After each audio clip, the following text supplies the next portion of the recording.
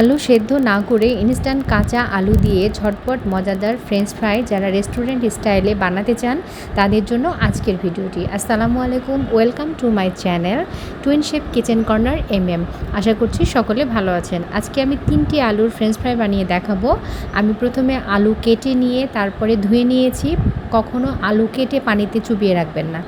কিভাবে কতটা পুরুত্বের আমি আলু কেটেছি এটা আমি দেখিয়ে দিয়েছি যে এরকম পুরুত্বের আলু আপনারা কেটে নেবেন।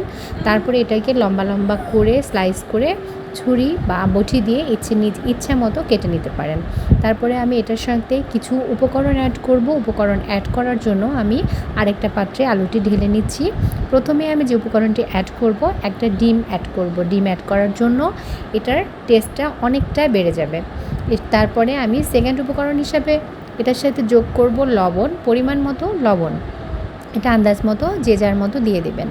তারপর আমি এটার সাথে অ্যাড করব মরিচের গুঁড়া। আমি 2 টেবিল চামচের মতো মরিচের গুঁড়া অ্যাড করেছি। যে যার ইচ্ছা মতো ঝাল পছন্দ করেন সে অনুযায়ী অ্যাড করতে পারেন।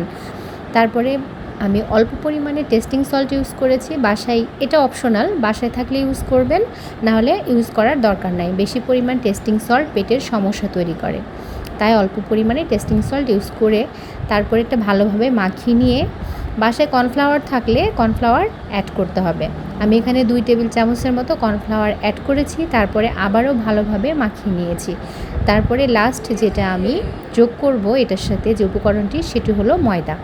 এটা আমি 5 টেবিল চামচের মতো ময়দা অ্যাড করেছি। এটা সামনাসামনি আপনি যখন ব্যবহার করবেন তখন বুঝতে পারবেন যে কতটুকু ময়দা লাগতে পারে। পরিমাণ মতো ময়দা দিয়ে এটাকে কিন্তু আলতোভাবে নাড়াচাড়া করতে হবে।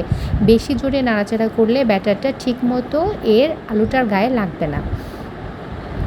আর যে বাটিতে এটা মাখাবেন সে বাটির 2 পাশে ধরে ঝাঁকিয়ে ঝাঁকিয়ে এটাকে অল্প অল্প করে সুন্দরভাবে এটা মাখিয়ে নিতে হবে শুকনো করে।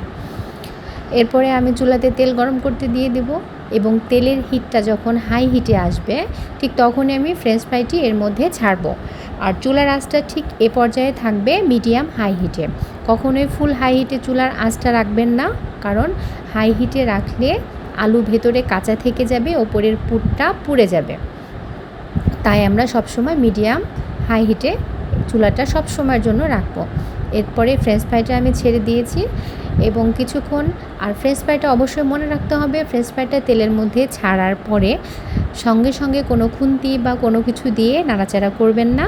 কেননা যদি নাড়াচাড়া করতে যান তাহলে ওপরের ব্যাটারটি খুলে খুলে আসবে।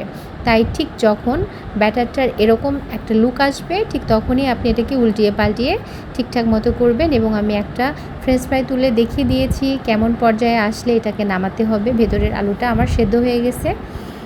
তারপরে ঠিক এরকম একটা লুক যখন আসবে তখনই এটাকে নামিয়ে নিতে হবে। নামিয়ে নিয়েছি। এরপরে আমি এর সাথে কিছু চাট মশলা অ্যাড করব। চাট মশলাটি বাসায় তৈরি হতে পারে বা কেনা মশলা হতে পারে। আমি রাঁধুনি ব্র্যান্ডের চটপটি মশলাটা ইউজ করেছি। এটা ইউজ করার পরে খেতে মাশাআল্লাহ অনেক ভালো লাগছিল, দেখতে অনেক সুন্দর হয়েছিল। আশা করছি আপনাদের কাছেও পছন্দ হয়েছে ভিডিওটি। কে কীভাবে ফ্রেঞ্চ ফ্রাইজ বানান অবশ্যই কমেন্টসে জানাবেন। এবং আমার ভিডিওটি যদি ভালো লাগে লাইক দিয়ে পাশে থাকবেন, কমেন্টস করবেন এবং আমার চ্যানেলটি সাবস্ক্রাইব করে দেবেন।